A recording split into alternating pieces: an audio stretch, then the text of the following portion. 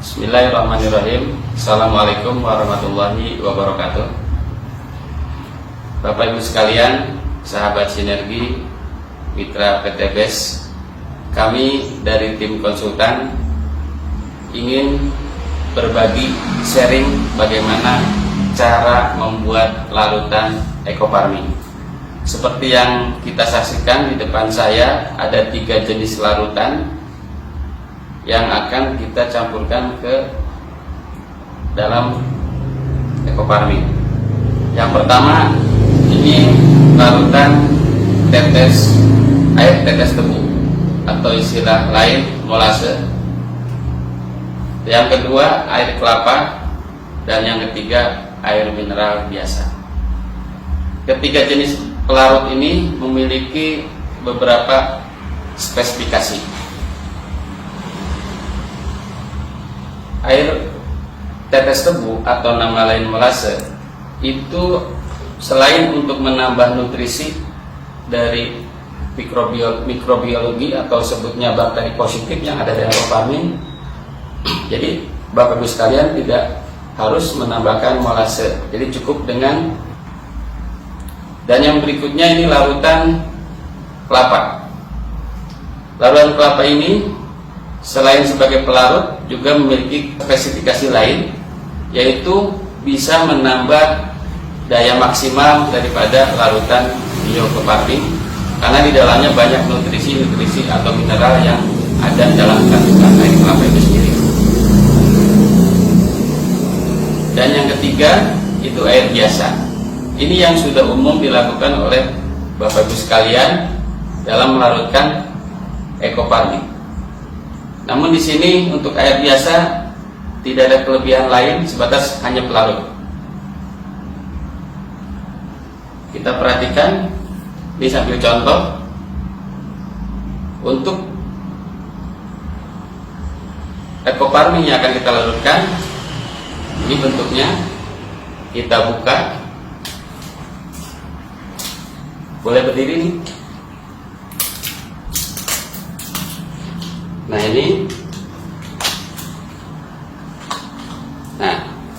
ini adalah ekofarming dalam bentuk padatan atau tub yang di dalamnya itu ada plastik pembungkus.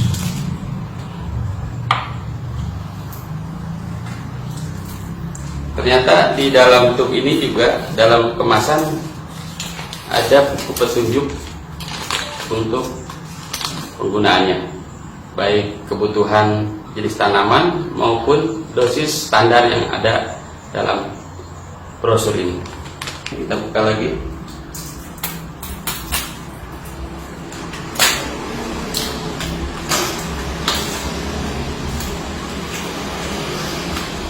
Ya, sama juga. Kita perhatikan ada pembungkus plastik dan lembab ya. Tutup lagi. Juga di dalamnya dilengkapi dengan sama seperti tadi brosur itu. Nah, nanti ini dalam proses penghitungan dosis ini sangat bermanfaat.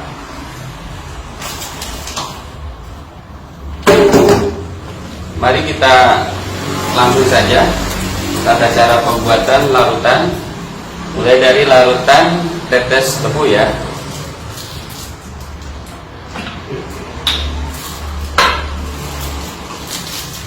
Kita buka plastiknya atau bisa diremas dulu di sini supaya lebih mudah dalam pelarutan dan tangan juga tidak kotor. Dan kenapa di dalam plastiknya? Ini satu alasan supaya tangan kita barangkali kalau yang masih belum disterilkan bisa menunjukkan kontaminasi. Ini maaf contohnya tidak pakai alat sarung tangan, tapi sengaja saya supaya lebih steril, jadi diremukannya di dalam plastiknya saja. Kita masukkan.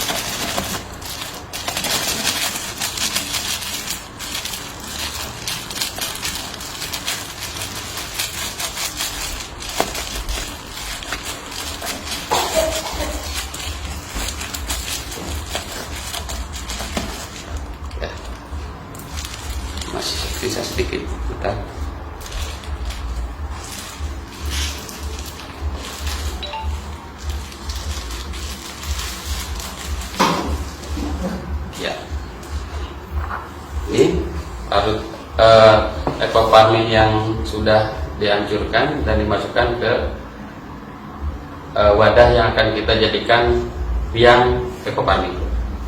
Selanjutnya kita campurkan molase atau air es tebu ini menjadi pelarut.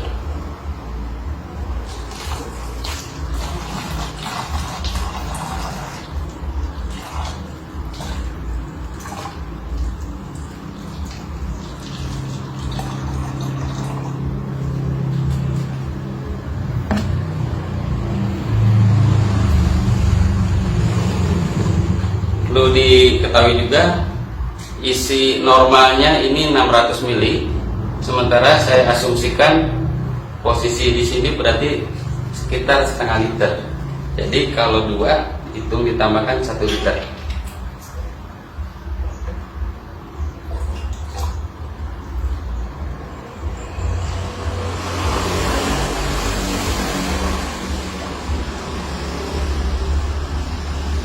Larutan dari air kelapa.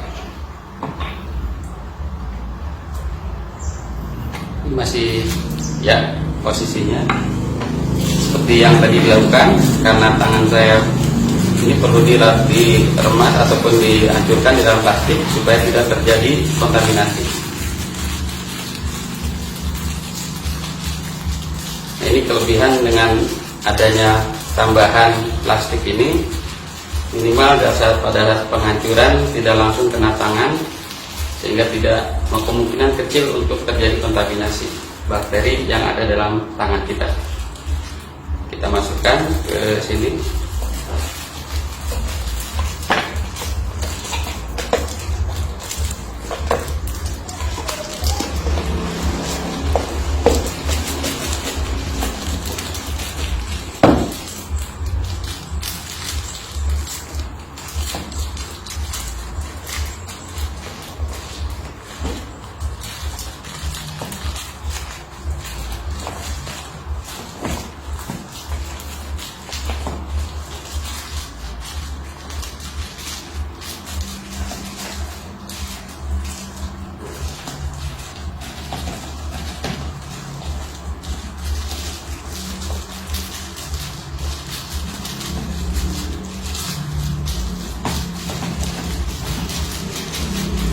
Memang karena lengket jadi agak lumayan untuk memasukkannya,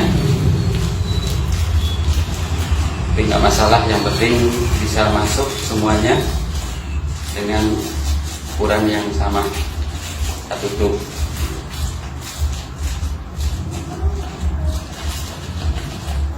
Oke, kurang lebih hampir habis.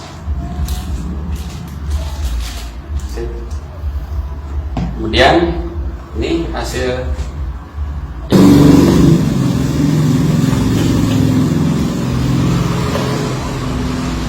botol kedua.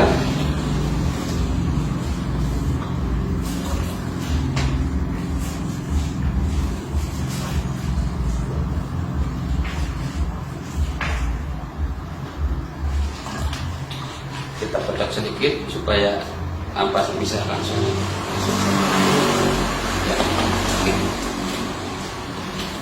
Selesai untuk pembuatan larut biang ekoplat, larutan biang ekoparmin dengan bahan pelarut air kelapa, dan proses penutupan harus rapat juga, kemudian diaduk. Ini hasil yang sudah jadi biang ekoparmin dengan pelarut air kelapa. Kita lanjut berikutnya untuk pelarutan dengan air mineral atau air biasa. Air biasa kita hancurkan dulu supaya lebih memudahkan.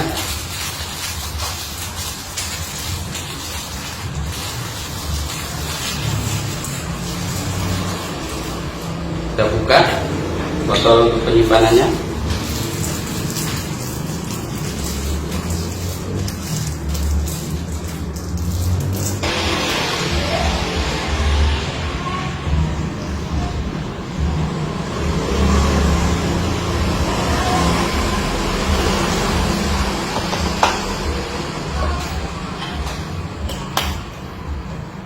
kedua.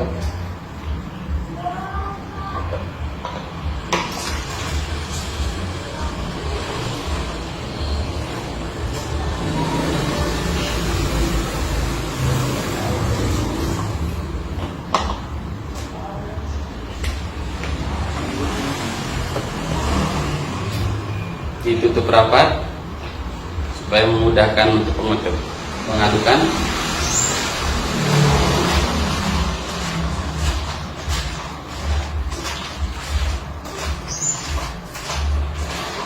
Inilah larutan yang sudah jadi dengan pelarut air mineral biasa. Kita taruh di belakang ininya supaya kelihatan perbedaannya, mungkin karena reaksi dengan beberapa pelarut yang berbeda.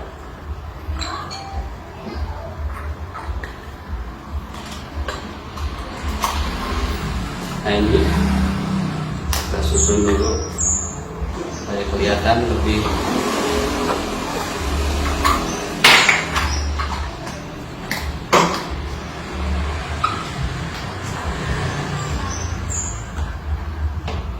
satu lagi.